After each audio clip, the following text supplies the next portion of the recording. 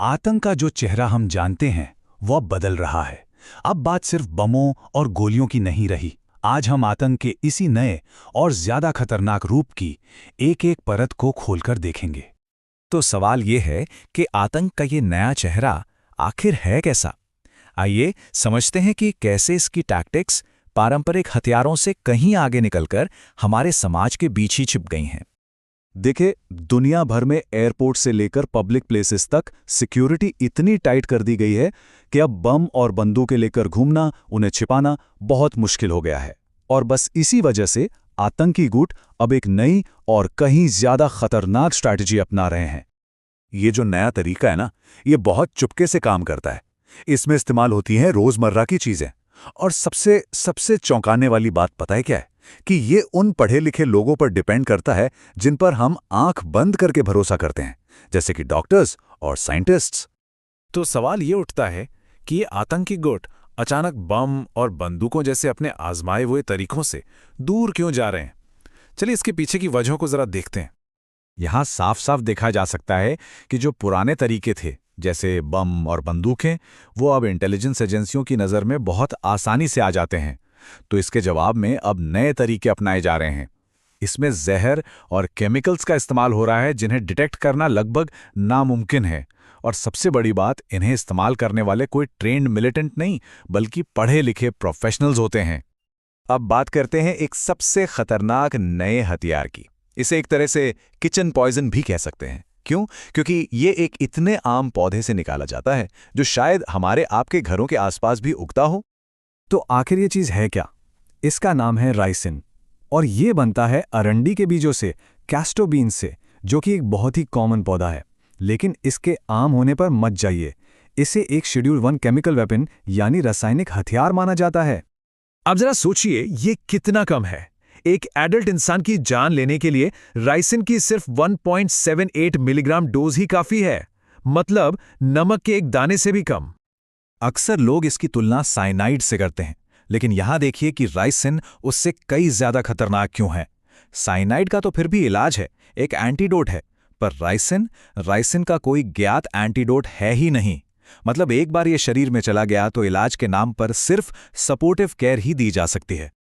और ये काम कैसे करता है, इसका जानलेवा मैकेनिज्म क्या है? देखिए, सबसे पहले राइसिन शरीर के सेल्स के अंदर घुस जाता है। फिर ये प्रोटीन बनाने की जो पूरी फैक्ट्री है सेल के अंदर, उसे ही बंद कर देता है। अब प्रोटीन के बिना सेल्स मरने लगते हैं, और जब बहुत सारे सेल्स एक साथ मरते हैं तो ऑर्गन्स फेल हो जाते हैं, और बस कुछ ही दिनों में मौत। और ये कोई थ्योरी नहीं है, कोई हाइपोथेटिकल खतरा नहीं है। राइसिन का इस्तेमाल दुनिया के बड़े बड़े नेताओं जैसे अमेरिकी राष्ट्रपतियों के खिलाफ हत्या की कोशिशों में असल में किया जा चुका है। चलिए अब देखते हैं कि यह पूरा मामला भारत में सामने आई एक असली साजिश से कैसे जुड़ता है। इस पूरी साजिश का जो मेन कैरेक्टर था वो एक पढ़ा लिखा डॉक्टर था। नाम था मोइनुद्दीन। चीन से एमबीबीएस की पढ़ाई की थी और अपनी केमिकल नॉलेज का इस्तेमाल एक बहुत ही खतरनाक काम के लिए कर रहा था। वो घर पर ही राइसिन बना रहा था। तो जब गुजरात ईडीएस ने उसे पकड़ा तो उसकी कहानी क्या थी कि उसे तो बिजनेस के लिए बुलाया गया था और बस फंसा दिया गया।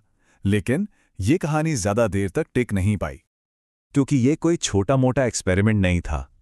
उसे 4 किलोग्राम्स राइसिन और कई हथियारों के साथ पकड़ा गया था। इसका सीधा मतलब था कि एक पूरी साजिश थी जो अपने अंजाम तक पहुंचने ही वाली थी। और इस एक गिरफ्तारी ने एक बहुत ही परेशान करने वाले नए पैटर्न को सामने ला दिया, जिसे हम कह सकते हैं व्हाइट कॉलर टेरर, यानी समाज के वो ट्रस्टेड प्रोफेशनल्स जो अब आतंकी नेटवर्क्स में भर्ती हो रहे थे। और ये हैदराबाद वाला हमला कोई अकेला केस नहीं था। कश्मीर में भी अथॉरिटीज ने आतंकी गतिविधियों में शामिल कुछ और मेडिकल प्रोफेशनल्स को गिरफ्तार किया। सोचिए, एक डॉक्टर के लॉकर से AK-47 राइफल तक मिली। इन्हीं डॉक्टरों से पूछताछ के बाद जो जानकारी मिली वो और भी चौंकाने वाली थी।